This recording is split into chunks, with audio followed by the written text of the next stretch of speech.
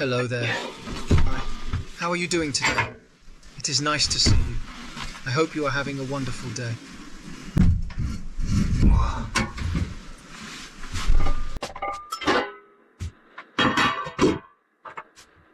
Invite you over to my place. We'll live in the forest for a bit. We'll wander through the woods, maybe do some fishing on the lake. In short, whatever I have, I'll share with you. All right?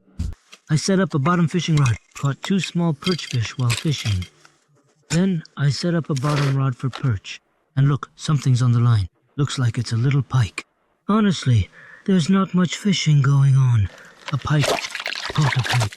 That's how it is. You're a good one, Lenachka. I really need some fish for food right now. The fish I caught in the summer is way too salty now. I've put it to soak, just like you asked. Wait, hold on a second, please. Let me take you off very carefully. Just wait for a moment, please. There we go. That's good. That's just lovely. It's a small one, about 1.5 kilos. But for frying up just for myself, it's exactly what I need. Here you go, here is the bait. And now I will put another perch onto the hook, making sure it is ready. Well, this is a big perch. I'll cut off its tail now, and I'll put the tail on the hook. So I caught 2 of them. There was one just like this, and there was another one which was a little bit smaller. Now I will carefully bait the hook with the tail. Maybe I'll catch another one. But what am I going to do with all this fish? You won't eat all that fish by yourself either. It's kind of... Well, go on. Godspeed will fry it up like this. It'll look nice. Yeah. There's my little perch sitting there. Yeah. Oh, I'll use you one more time. See that right now? Here, have a bite of this. That's how you'll be. Oh, if you really can't stand it, I'll feed you right now, okay? There, and the birds will come for this. They'll come. Well, what I mean is, they'll actually fly in to get here. They'll pick it up, clean everything up. Or maybe a fox will come. Basically, nothing goes to waste in the forest. Everything gets eaten. I've got sea eagles here. A family lives nearby. 2 of them, both fishermen. Maybe they'll fly in too, just like we thought they might. Well, that's that, I suppose. Let's go home now, shall we? Jagoza, go eat now. Go on, go eat your food. Go on, my girl. Come here to me. Come on. Here, take it if you need it. Are you going to smoke, or are you just thinking about it? I'll take it back now. She's eating the fish. She's quietly sitting there on that large tank. Eat calmly, don't rush. Are you coming or not? Because if you are not coming, I am going to leave now. That's it. I have made up my mind. Here, I am waiting for you, but I cannot wait much longer.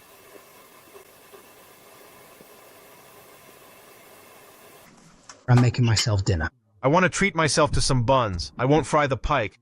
I've decided to do that tomorrow, but today, buns.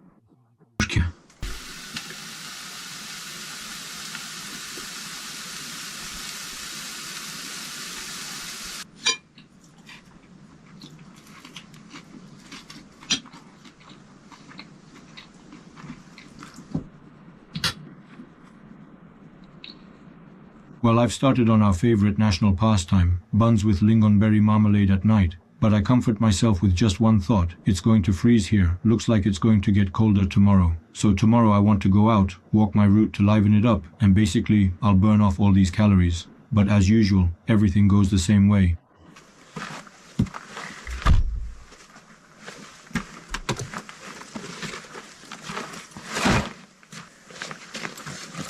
We'll do a bit of trap work. Got a little rush of excitement. It was still dark when I set out, put on the navigation, and let Gasa go, and off she went with it.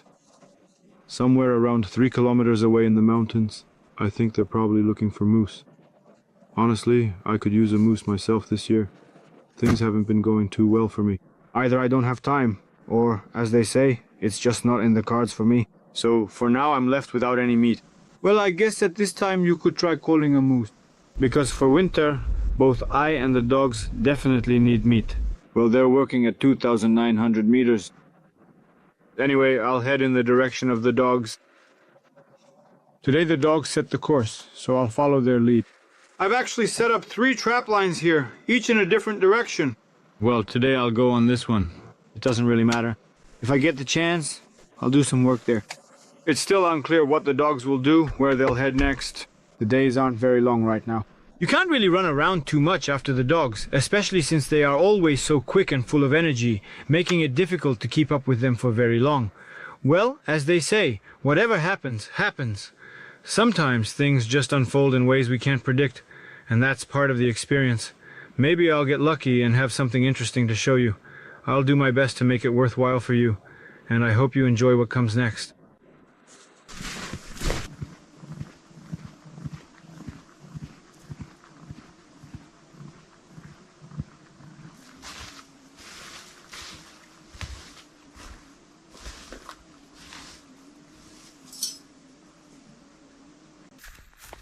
All the animals here move between the hills. There are swamps like the ones I just crossed. That's it, and small forest corridors like this form between the folds of the hills. And usually animals use these corridors. That includes moose, sable, and really any animal that doesn't like to go out into open spaces. That's it. And it's in places like these that we usually set the traps. And this is exactly what it looks like right here in front of us. Alright, let's get ready and go ahead now. See that? And here are my dogs. They've just recently passed through. Here's one, and here's the other. But they're walking here without any other animal, just the 2 of them together, side by side. They met up here with me. That's Azar, and he's following a big track, carefully sniffing along the ground, paying close attention to every mark he finds. And that's Yagoza, who is just wandering around nearby, looking curious and alert. Both of them have faces that are all shaggy, their fur a bit messy from moving through the brush. There are animal tracks everywhere you look, scattered across the ground. Some fresh and some older, showing that many creatures have passed through this area. The dogs have been running here again, their paw prints mixing with the other tracks, making it clear they've been exploring a lot. Basically, they're running all over the place, darting back and forth, checking out every interesting scent and sound they come across. So far, despite all the tracks and signs of animals, we haven't actually seen any animals themselves. We're still searching, moving through the area, hoping to spot something soon as we continue our walk. But it's not far from the cabin, actually. It's probably only about 1 kilometer away. They turned around and then ran back and forth over there, quickly. They must have liked something over there. Well, alright. We'll walk parallel to their tracks. Have you seen the weather? These are the last days before the polar night. There are literally 10 days left, and then the sun will disappear until mid-January. And I'll disappear with it. Because in the dark, all you can do is sit in the cabin and mumble to yourself. So we'll wait for January, when the warm sun finally comes out again, and we can slowly wander through the peaceful green forest. Just look at this beautiful scene, right here in this quiet little pass. And now there's also a snare.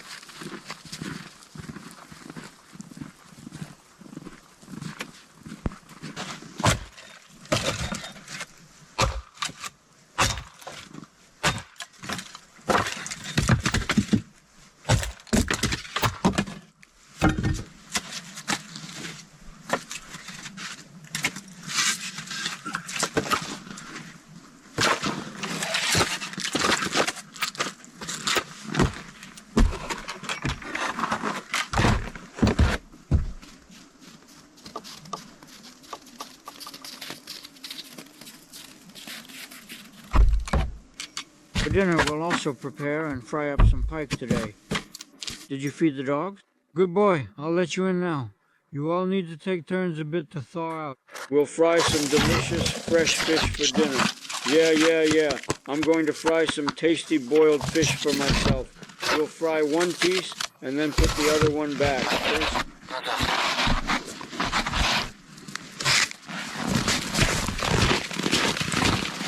No, you absolutely can't do that, damn it.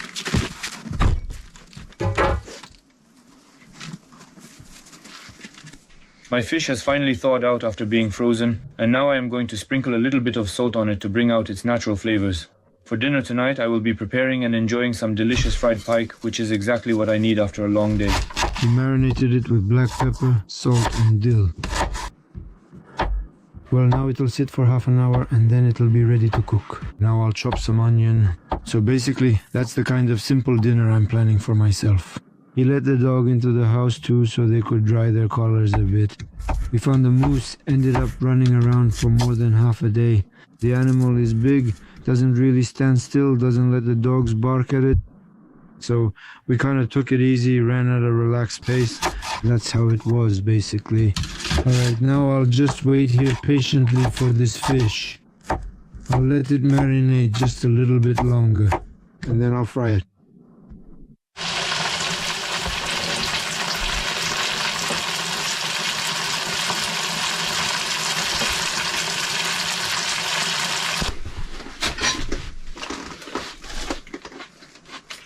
I've just finished frying up the pike, and now I'm going to sit down and enjoy my dinner. The dogs have dried off here too. I'll let them spend the night here today, so they can rest and recover faster. I'll give them a bit more food for the night, because they really ran a lot today chasing that moose. Moose really wear the dogs out, to be honest. They need time to rest. But now, thank God, the days are already short and the nights are long, so I hope they'll recover by tomorrow. There's not much snow on the ground right now, so at least that's one less thing for the dogs to deal with as they go about their day.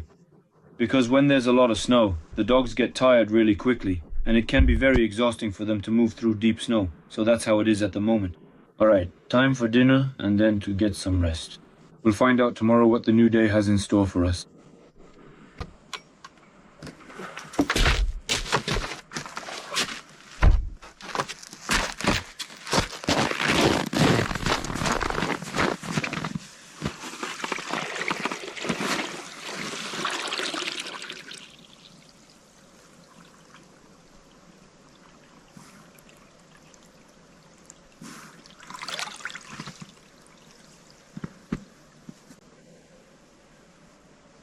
My little fish, the one I caught here in the fall when I came, I carefully put it to soak.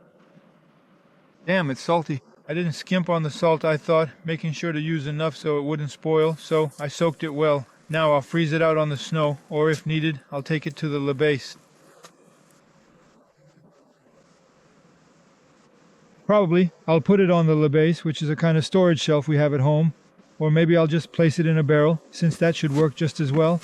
The reason I can do this is because it's salty, and that saltiness acts as a natural preservative, so it won't freeze too much, even if the temperature drops. What will actually happen is that the water inside will freeze out, separating from the rest, and that's perfectly fine for what I need. Once I bring it home, I'll dry it a bit, maybe by hanging it up in a cool, dry place, or laying it out on a rack, just to make sure it's not too damp. People often say that after this kind of preparation, it goes really well with beer, and I have to agree. Even though I don't have a lot of it, it's still a nice treat to enjoy, especially with friends or family. That's just how things are sometimes. Simple, but satisfying. And it makes for a pleasant experience overall. Everything will be put to use, making sure that nothing is wasted and every part serves a purpose. Chocolate.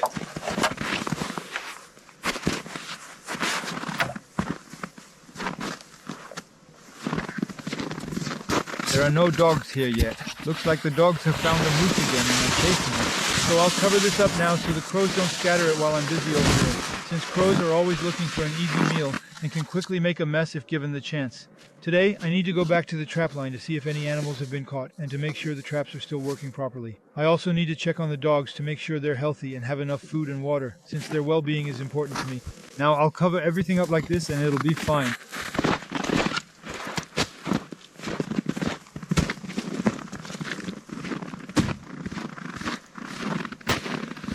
The fox won't dare come while I'm here, but eagles or crows, on the other hand, just might. They're actually pretty brazen creatures. They really don't stand on ceremony about it. So now, I'll just let it sit here for a little bit, let the water slowly freeze out, and then...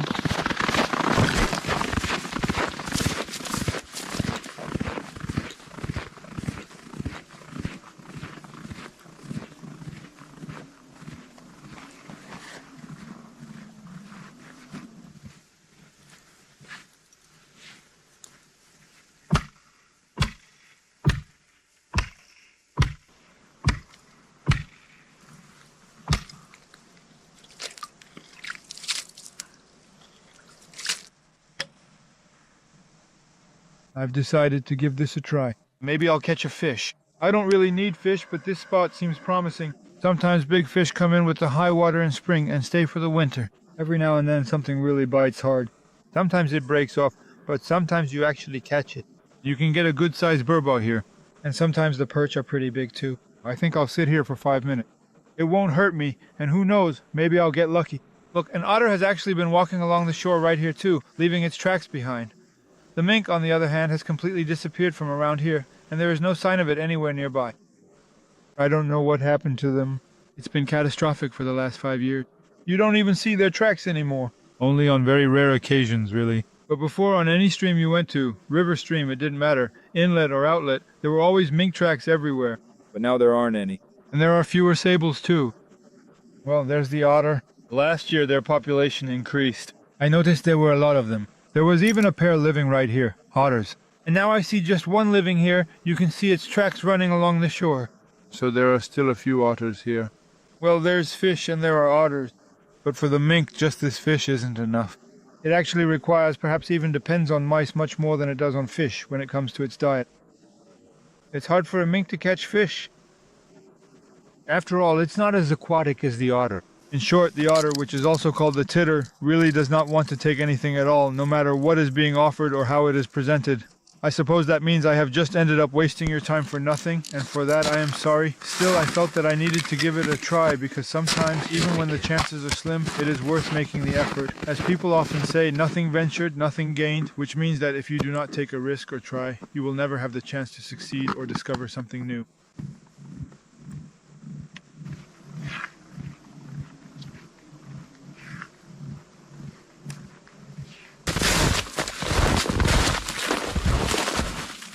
Knock, knock, knock, it lives in the hollow.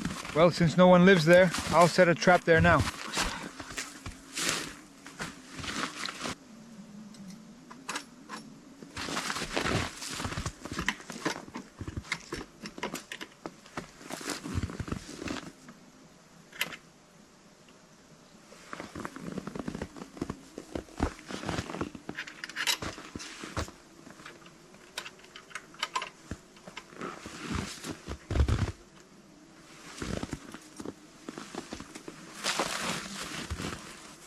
Now let's take a thoughtful moment to decide what we want. Instead of choosing a small cognac, which might only give us a brief taste, let's go for a big one. A larger glass of cognac allows us to truly enjoy the deep, rich flavors and the warm, aromatic notes that make this spirit so special. Savoring a generous pour means we can appreciate the craftsmanship and tradition behind every drop, making the experience more memorable and satisfying. There is no need to limit ourselves when we can fully enjoy everything a big cognac has to offer. Meanwhile, I noticed that my fish, which I caught earlier today after waiting patiently by the river, has now frozen all the way through. The cold has reached every part of the fish, making it stiff and icy to the touch.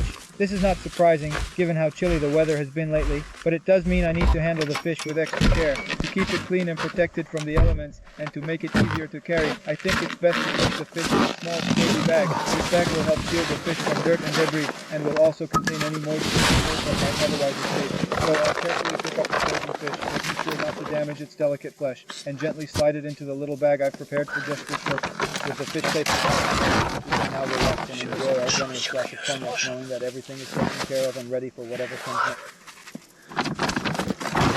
The water is drained off, so the area is now dry, and there is no longer any standing water left behind. Everything is fine, and you do not need to worry, as the situation has been taken care of, and there are no further issues to be concerned about. But the salt on the peninsula has solidified and frozen. So it wasn't for nothing that I came here in the fall, choosing this particular season for a reason. I spent time preparing everything carefully, making sure each step was done right. I soaked it for more than a day, allowing it to fully absorb the water and soften as needed. And I didn't skimp on the salt, making sure to use enough to bring out the best flavor. Well, anyway, after all this careful preparation and patience, this will do. It should definitely go really well with a drink.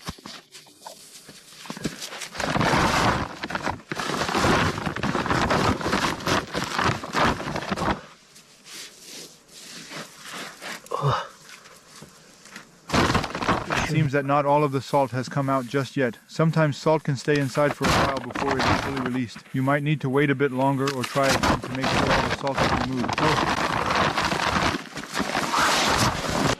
came, huh? You actually came, my good one, just as I thought you might. The moose, they aren't standing still, right? The excitement is definitely here. You can feel it, but there's no gas, no fuel to keep things going.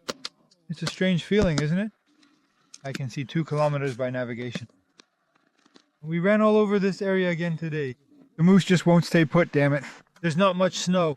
Everything in the forest is rattling and noisy. Basically, the moose are spooked. Well, it's okay. There's still some time left. We'll keep on looking, as they say, and see what we can find.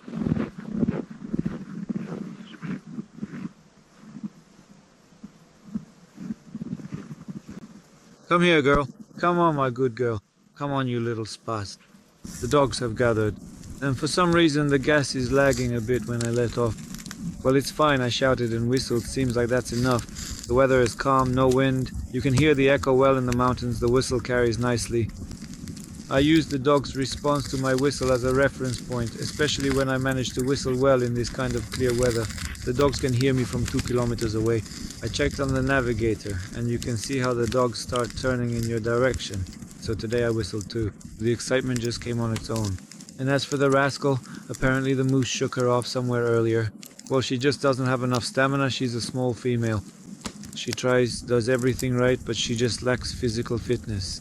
Although, to be honest, she spends a decent amount of time in the forest, but still doesn't have enough physical conditioning. So that's how it is. Well, alright. This is the 3rd consecutive day they've been persistently chasing after the moose, but the moose just refuses to stop no matter what. It's also a very active animal. Well, that's what makes the hunt more interesting. The harder it is for us, the more effort we have to put in, and that challenge is what keeps us engaged. When things become more difficult, it pushes us to try harder and think more carefully about our next steps. It's getting colder too, which means we need to be more prepared and pay extra attention to staying warm as we continue our search. It's almost 20 below already. Tomorrow morning for sure it will most likely be below 20 degrees, as expected. These are truly the very last of the sunny days that we will have for a while. I'm going to make dinner now, just as planned.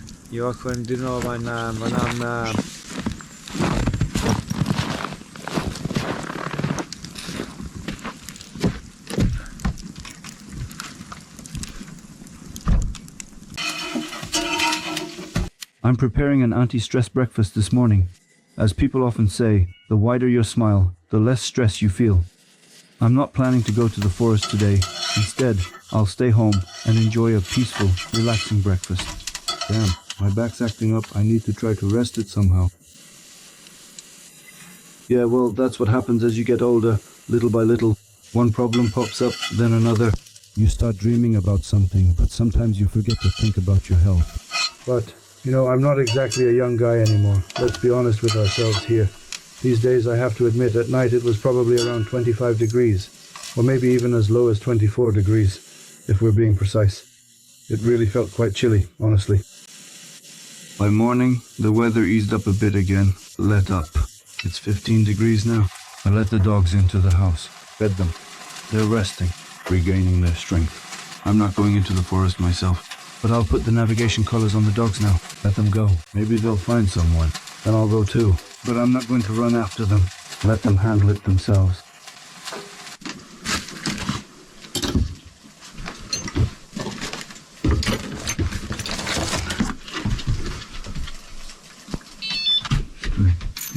Come here. I changed the collars. Oh, I mean the batteries in the navigation collars. I actually ordered these batteries from China last spring, just to make sure we had the correct ones. They cost 1,600 now. Well, that's fine, because my collars had already been running for 15 hours straight. The DS50 collar is already 10 years old. Now I've changed the battery, so now it actually remains operational for approximately 34 hours on a single charge. Basically, that's pretty good, as they say. In my opinion, this is quite satisfactory. Zhenya's lasts 15, so mine lasts about twice as long. Now I've charged the dog's navigation collar. Let them go. No one has taken moose hunting in the forest off the agenda, even though my back hurts. But as they say, I'll cover them from the rear. I'll coordinate the movements from the cabin, alright? You know, you're a smart dog. There was this one time he brought a moose right here, literally about 300 meters away. My friends can vouch for that. Well, that was the easiest hunt we ever had. But you can't let your guard down. He adapts quickly. Just let a goat into the garden and he's already eyeing the bunks. Can't even lie on the floor anymore. Anyway, I see the navigation. Okay, Igaza's battery is a bit undercharged. My power banks are starting to run low too. I've got about enough power banks with me for roughly 50,000 hours on average. But I have to use them for lighting, charging the cameras, and navigation.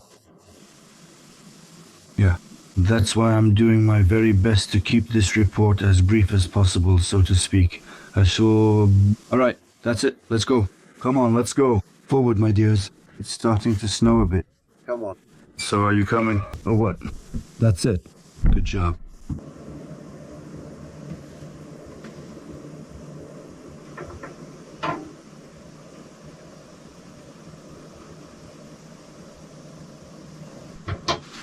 Well, I'm going to have some coffee with pastries now. And I'll do some chores around the house. There are always things that need to be done. Chop some firewood, yeah. Tidy up a bit in the cabin. 'Cause damn, when you come here rarely, it seems like you have everything. You keep bringing stuff, then you come and you look around, you brought nails, but then you see they're already here. I should at least do a bit of an inventory in my head. Figure out what's here and what's missing. Well, and I'll probably do a bit of self-treatment too. That's in a horizontal position. Alright then, let's go. I would like to sincerely wish you all good health and good luck. And we'll keep moving on.